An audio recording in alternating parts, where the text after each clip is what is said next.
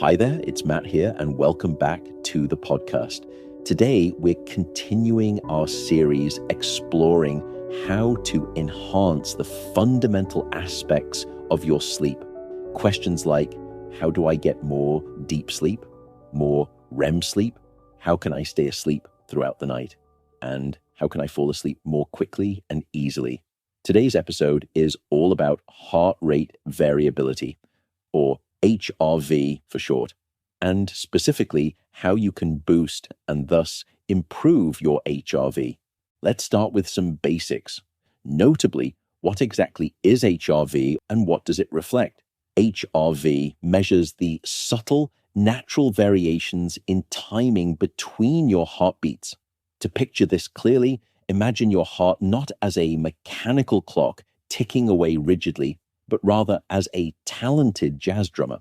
A healthy heart doesn't beat precisely like a metronome, steady and monotonous. Instead, it plays with tempo, slightly speeding up and gently slowing down, constantly adjusting its rhythm. These rhythmic shifts reflect a delicate and continuous balancing act between two opposing forces inside you. The sympathetic nervous system, think of this as your body's gas pedal accelerating your heart rate, and the parasympathetic nervous system, your body's brake pedal gently slowing your heart down. A higher HRV means your internal drummer is more responsive, agile, and resilient, easily adapting to life's changing demands, stress, rest, physical activity, and especially sleep. Conversely, a low HRV is like having a drummer who struggles to adjust the beat, rigid, inflexible, and less adaptable. Said another way, think of HRV as your body's way of showing how well it handles stress and recovery. It's like checking the flexibility of your nervous system. The more variable your heart rate between beats, the better your body is at adapting to whatever life throws at you. In today's episode, we'll explore how various factors, sleep habits, exercise routines, dietary choices, stress management techniques, and psychological states can either enrich your heart's rhythmic variability or reduce it. Along the way, we'll translate all this science into practical, actionable advice, always grounded in the latest peer-reviewed research. Now that we understand the basics of HRV, let's explore why sleep is so critical for your HRV. Let's start with the big one that can improve your HRV dramatically: sleep. Sleep is probably the most powerful thing you can do for your HRV alongside exercise. And honestly, it's where most people are missing out without even knowing it. Sleep is like having a master piano tuner work on your nervous system every night. During deep sleep, your parasympathetic nervous system, that's your rest and digest mode, takes over and recalibrates everything. Your heart slows down and starts varying more between beats, which is exactly what we want. But here's what happens when you don't get enough sleep.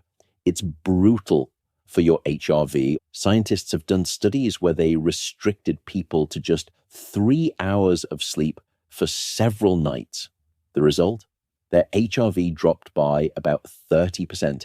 Even moderate sleep restriction, like getting 5 to 6 hours instead of 7 to 8 hours, consistently leads to higher resting heart rates and less beat-to-beat variability. Why does sleep loss hammer your HRV so hard? When you're sleep deprived, your body pumps out more stress hormones like cortisol and cranks up your sympathetic nervous system. That's your fight or flight mode. It's like having a conductor missing from an overnight rehearsal. By morning, your heart is overactive and monotonous instead of flexible and adaptive. The good news? This recovers pretty quickly. When people in these sleep studies were allowed to sleep normally again, their HRV bounced back. Think of good sleep as fertilizer for your HRV. It encourages that rich variability after a day of wear and tear. A partner of today's podcast is Pique, spelled Pique. Their deep hydration protocol represents a circadian approach to hydration, something I find intellectually appealing. This is a two-part drinkable system, one formula for morning, one for evening. The science. The morning BT fountain provides cellular hydration through minerals, ceramides, and hyaluronic acid, supporting skin, hair, and connective tissues whilst providing gentle energy. The evening RE fountain contains multiple forms of magnesium, what they call triple biomaxed magnesium, optimized for absorption. Magnesium supports nervous system recovery, muscle relaxation, and mental clarity through multiple mechanisms. The system is designed without sugar, fillers, or artificial flavors. How I use it: BT fountain mid-morning around 10:30 mixed into water. RE fountain in the evening around 9 p.m. The morning formula tastes clean and slightly citrus, whilst the evening formula has calming flavor notes that serve as a wind-down ritual. After consistent daily use, I've noticed a pleasant sense of evening relaxation. The magnesium likely supports muscle relaxation processes, helping transition from the demands of the day. You can get 20% off for life, plus a complimentary gift at peaklife.com/mattwalker. Sleep disorders make this even worse. If you have sleep apnea, those repeated oxygen drops and wake-ups throughout the night keep triggering stress responses. People with untreated sleep apnea often have depressed HRV compared to healthy sleepers. But treating it with a CPAP machine can partially restore that variability. Here's a number that really drives this home. One study found that even in young, healthy adults, each hour of lost sleep per night was associated with a measurable drop in next-day HRV. So, if you normally need 8 hours but only get 6, you're not just tired, your heart's variability is actually impaired. Next, after sleep, let's chat about exercise and training your heart's flexibility. Now let's talk about exercise, which acts like a personal trainer for your cardiovascular system. Regular physical activity strengthens your heart's ability to vary its beat-to-beat tempo. I like to think of endurance exercise as yoga for your heart. It stretches and flexes the influence of your vagus nerve, resulting in a slower resting heart rate and higher HRV. The research here is really solid. Over the past 20 years, study after study shows that exercise training can produce moderate to large improvements in HRV, especially if you're starting from a less fit baseline. Aerobic exercise, things like running, cycling, swimming, is one of the most effective ways to boost HRV. When researchers analyzed 13 different exercise studies, they found that regular cardio increased high-frequency HRV and lengthened the average time between heartbeats. These changes indicate your parasympathetic nervous system is getting stronger. For example, one 8-week cycling study found that resting HRV increased by 15 to 25% after training. But here's something interesting. High-intensity interval training might be even better. Those workouts where you alternate between short bursts of intense effort and recovery periods. A recent analysis found that HIIT ranked highest for improving overall HRV. The theory is that alternating between extreme effort and recovery pushes your nervous system to its limits, then forces rapid recovery during the rest periods. Over time, this builds greater flexibility at rest.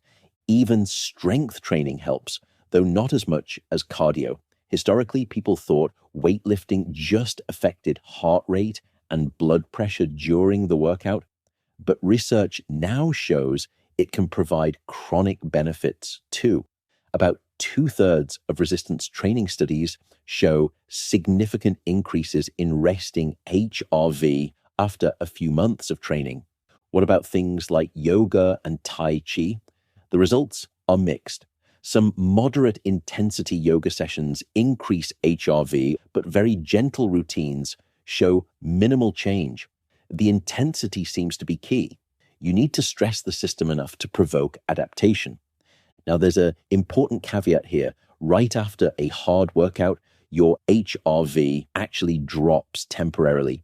That's normal and expected. Your sympathetic nervous system is revved up from the exercise, but it usually rebounds higher during recovery, which is the adaptation we want. The problem comes with overtraining. If you're chronically overdoing it without enough rest, your baseline HRV may trend downward. This is actually something coaches watch for in athletes. A progressive decrease in morning HRV is like the heart losing its flexibility, indicating excessive fatigue.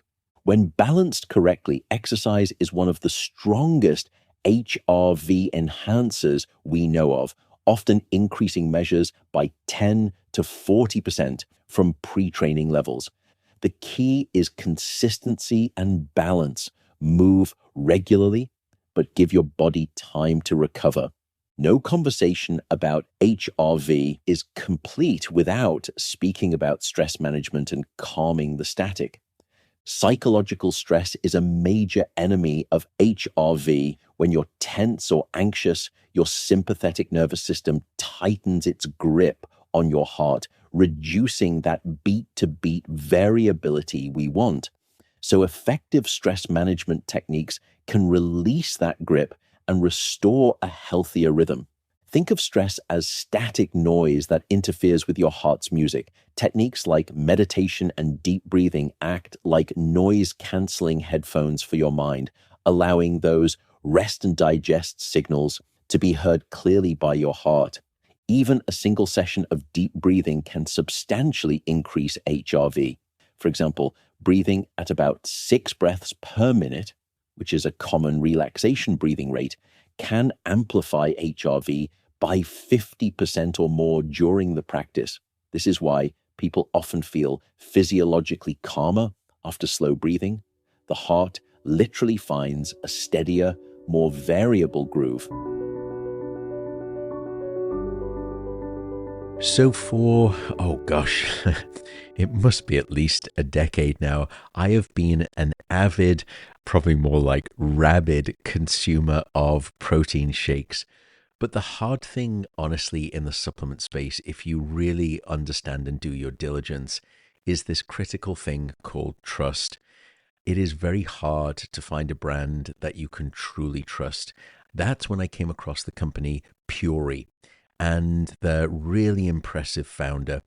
Even though I'm sure it makes them less profit versus other quick and loose companies, Puri takes quality more seriously than any company I've ever seen before. They have so many offerings, protein powders galore, but lots of other additions, but that's what I was focusing on here. Why did I choose them? Well, it's really for 4 specific reasons. Number 1, they are free from hormones.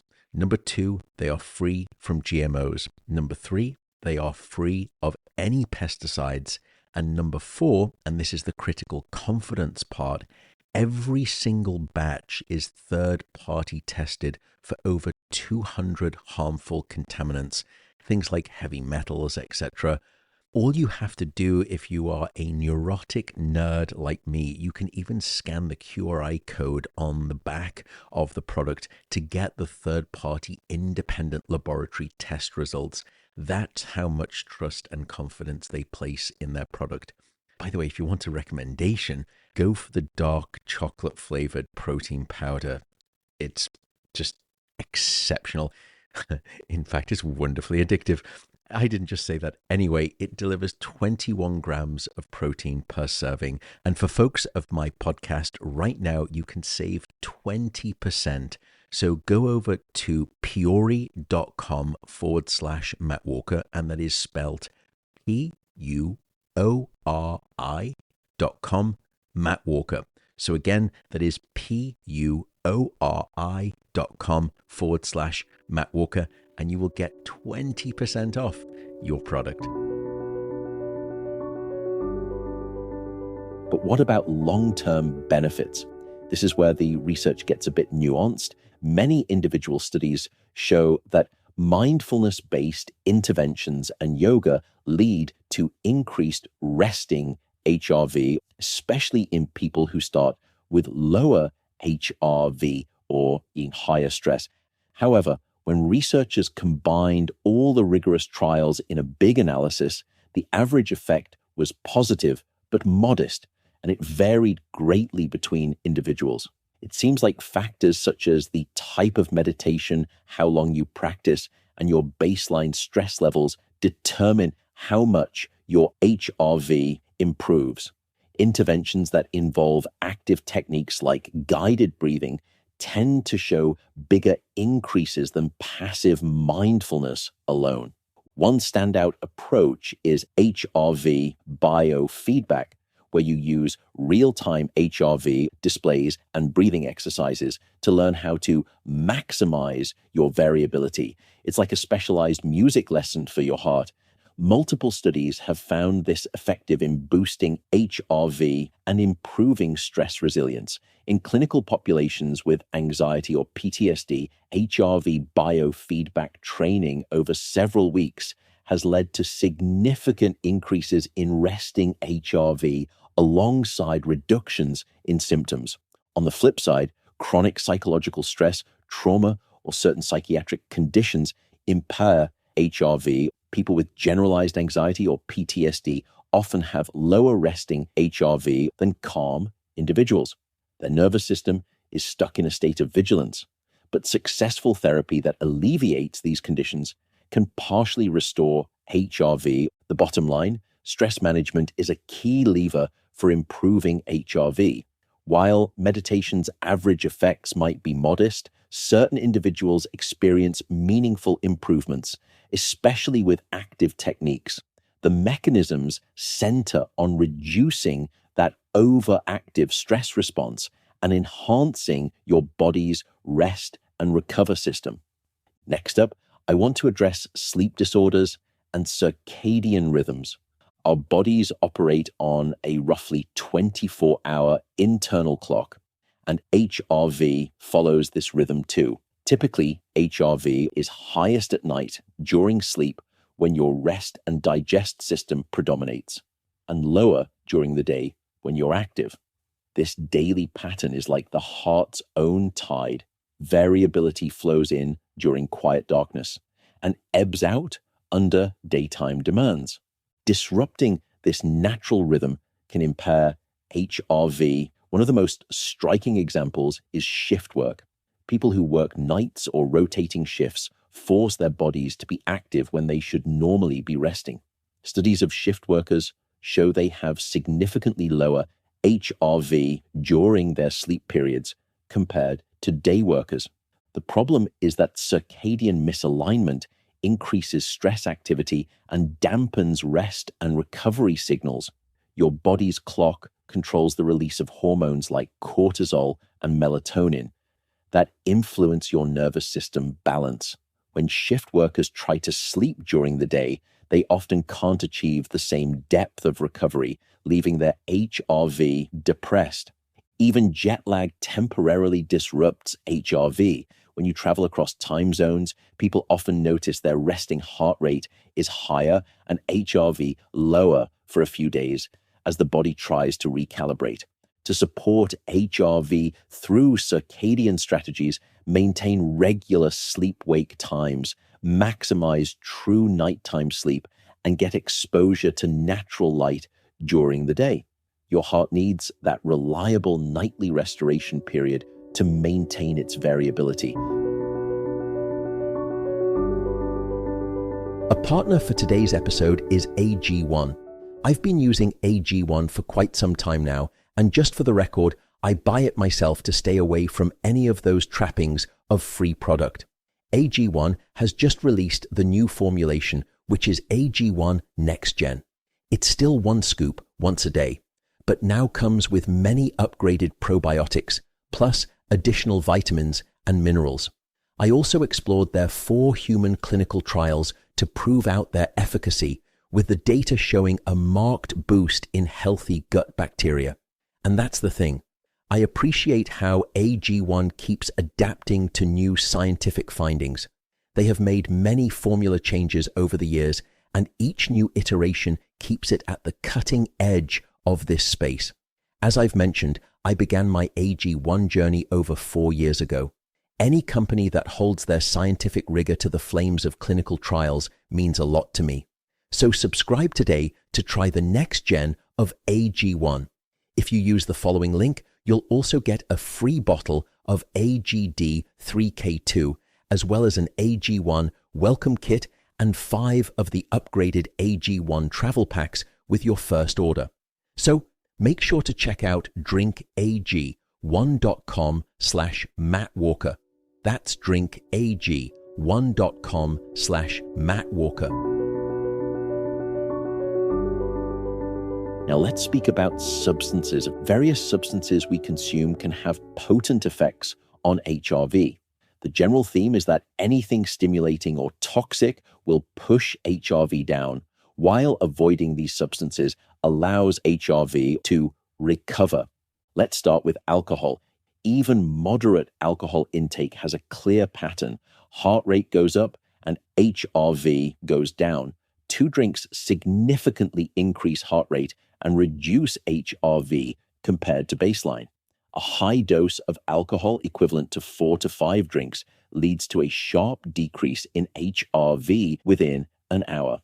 Even a single drink can cause a small drop in nighttime HRV. Wearable device data shows that HRV is markedly suppressed on nights when alcohol is consumed, often not normalizing until well into the next day.